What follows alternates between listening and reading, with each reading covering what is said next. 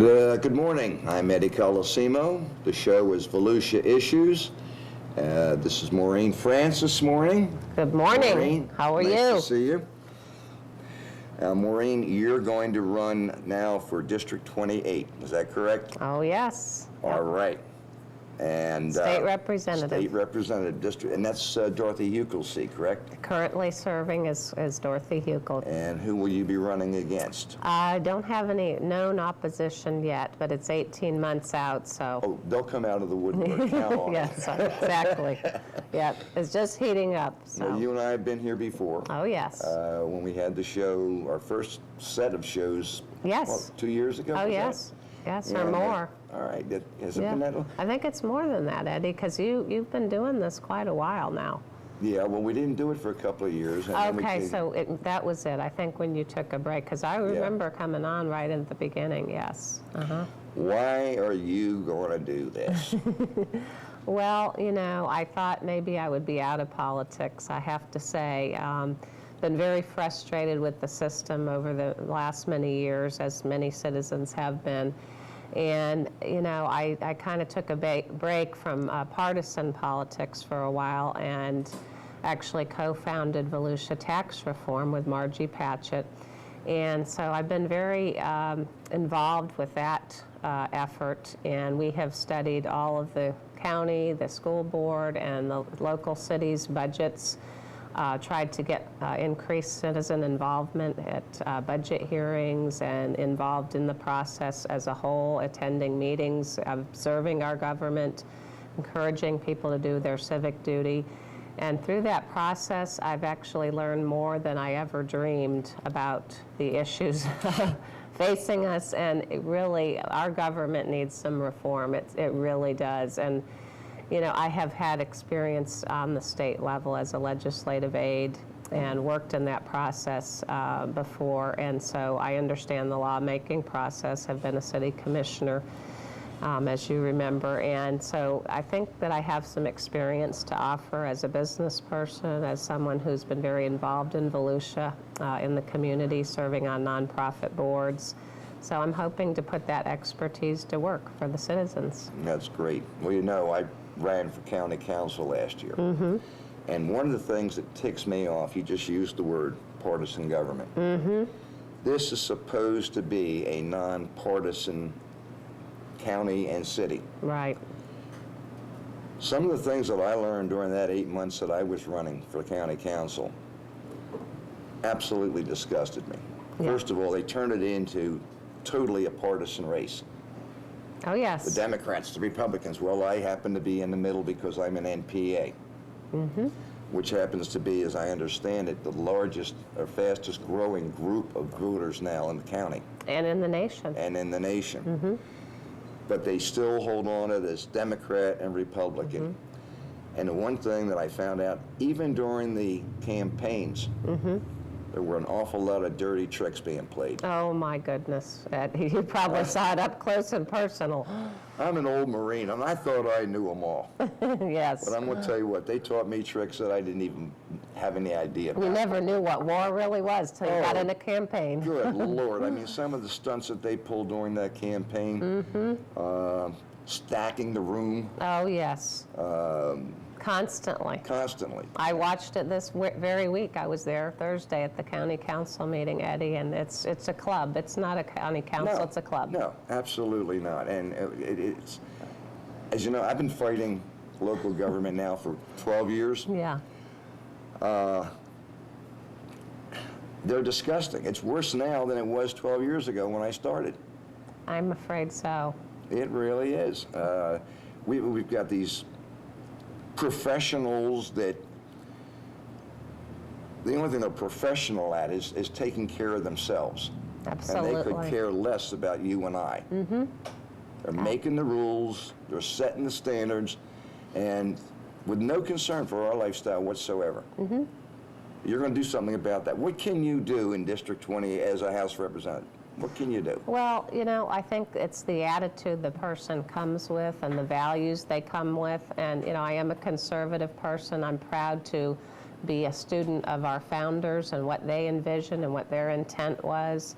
And I think if we really go back to that and elect people that have a real regard and a respect for what the founders, did to set up the country, I think that's the kind of people that you want. And there's going to be issue after issue after issue. Can we envision every single issue that's going to come before us and how we're going to vote? Not necessarily, but if you send the people up that have fortitude, that will not stray from those values and that integrity that we must insist upon with our officials, then I think you've got somebody that you can trust to act in the citizens' best interest. I do have a track record of doing that, actually, on the City Commission in DeLand. And, at times I was not popular with my fellow city commissioners because I'm not a rubber stamp. I ask a lot of questions. There you go.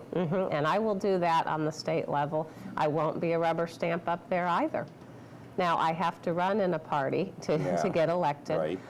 But, what I'm seeing is our own Republicans up there are actually serving as rubber stamps, many of them. I've observed every year during the session I go up there because I work for emergency physicians, and we are observing the process on behalf of our industry in healthcare.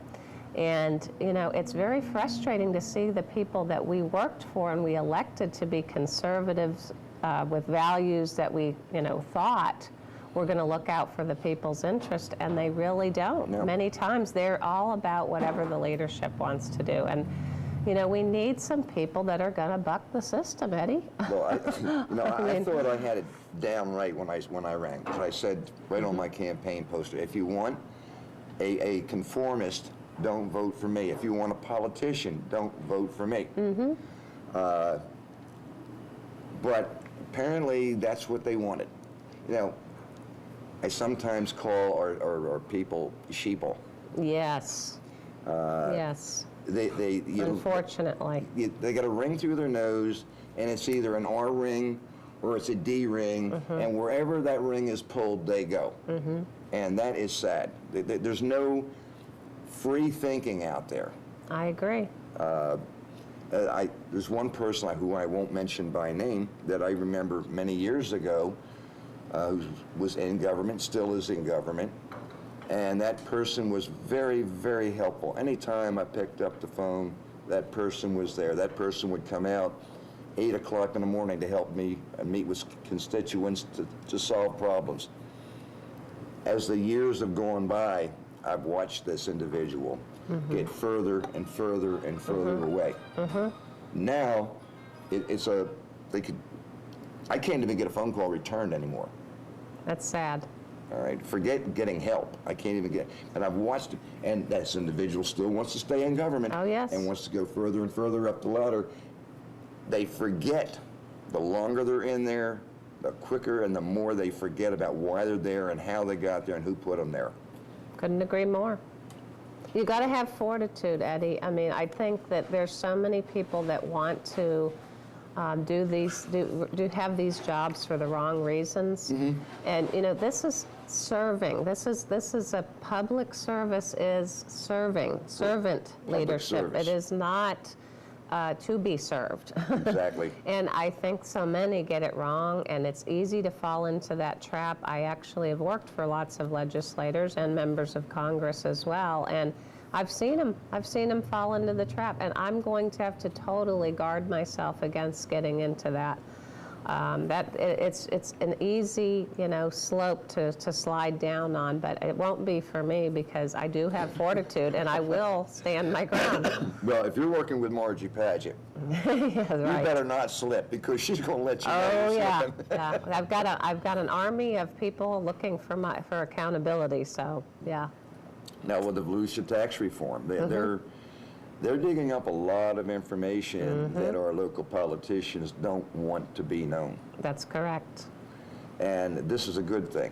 Well, we're not too popular. Well, neither am I in a lot of circles right now. Right. And that's, of course, we're not going to be popular. With the politicians, With the I politicians, should say. Yeah. with the politicians. Let me ask you, how do you feel about this Sunrail? Sunrail, I think I might have a different view than others do because I actually have studied the issue for quite a long time. I was a traveler for so many years on I-4. You may know, when I lived in DeLand, I've worked over here on the east side of the county for 8 years, so I've been a traveler of I-4 constantly, daily, and have logged a lot of miles on my hybrid, I might add. Here's what I'm observing. I'm looking at a budget that the state has continued to spend on interstates that is way in excess of what a rail would be. So I was open to a rail project. I worked with Congressman Micah in the early days when he explored commuter rail, which that's really what I'm very much in favor of commuter rail. I'm still don't have all the facts on Sunrail. Commuter rail, we already have the tracks. They're not used to their fullest extent. If we put some cars on there, some rail cars, to go from this area and DeLand down to Orlando, I think it's a good thing. We've already got the tracks. You know, we have the stations. They just need to be refurbished. We're going to end up spending a lot more on I-4 than the money that we could have spent perhaps on rail.